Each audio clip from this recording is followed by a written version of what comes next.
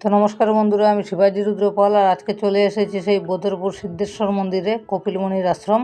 আপনারা ভিডিওটি লাস্ট পর্যন্ত সঙ্গে থাকুন, আমরা দেখানোর চেষ্টা করছি। আমরা 5 গ্রাম সিদ্ধিপুর সেখানে কীর্তনে এসেছিলাম, আর কীর্তনে আসর দেওয়ার পর বিকালবেলা একটু অবসর মতে সেই সিদ্ধেশ্বর মন্দিরে এলাম। কারণ হয়েছে বারুণীর সময় অনেক বড় মেলা হয়, তো বারুণীর সময় সেখানে গিয়ে আমরা আর ভিডিও করতে পারি না, ক্যামেরাবন্দি করা অসম্ভব হয়ে দাঁড়ায়, অনেক ভক্ত সমাগম হয়। যার কারণে আজকে যখন একটু সময় পেয়েছি, তাই দলের সবাইকে নিয়ে আমরা বেড়াতে এলাম। এসে দেখি অসাধারণ মন্দির, দেখে অনেক ভালো লাগলো। চারিদিকটি একদম বরাক নদীর পাশেই, তো মন্দিরের চারিদিক দেখছেন সন্ধ্যাবেলা।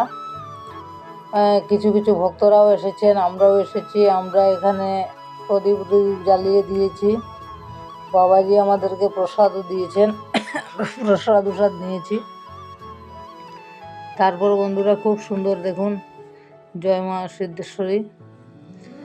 আর এখানে মন্দিরের চারিদিকটা অনেক সুন্দর মন্দির আছে, এখানে ঠাকুর আছে, অনেক সুন্দর 2-3টা মন্দির আছে, সেটা আপনাদেরকে দেখানোর চেষ্টা করছি। আর ভৈরবও আছেন এখানে। তো আমরা আগে এরকমভাবে দেখতে পারিনি, তাই মন্দিরটি অনেক সুন্দর দেখতে পেলাম। মন্দির দেখে অনেক ভালো লাগলো।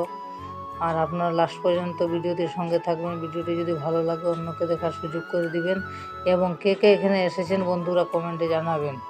যারা আসেন নাই একবার আসবেন, দেখে যাবেন, অনেক ভালো লাগবে। দেখলে অটোমেটিকলি শান্তি পাবেন। আর আমরা ভিডিওটি যতটুকু পারি আপনাদেরকে দেখানোর চেষ্টা করছি। অনেক সুন্দর একটা মুহূর্ত, আপনারা দেখতে থাকুন লাস্ট পর্যন্ত, আমরা সঙ্গে আছি। তো এর মধ্যে দেখতে দেখতেই সন্ধ্যাবেলা, অনেক ভালো লাগছে। চতুর্দিকটি ভিডিও করলাম। মন্দিরের ভিতরটি একদম নিচের মন্দির যেটি, তো সেই মন্দিরের চারিদিকটি অনেক সুন্দর। এখানে সাধুবাবাও আছেন মন্দিরের আশপাশে, এখানে বসে আছেন। এরপরে এই নদীর ঘাট, এদিকে লামা হয়, সেই অস্থি বিসর্জন করা হয় এদিকে লামার পর বর্ষার সময়, তখন বারুণের সময়। আর অনেক সুন্দর, সবাই আসছেন, আমরা দেখানোর চেষ্টা করছি। অনেক সুন্দর বরাক নদীর জল, নদীর পাশেই এই দেখুন কি সুন্দর পরিষ্কার জল দেখা যাচ্ছে। বরাক নদীর পার, ওই পারে সবজির ক্ষেত।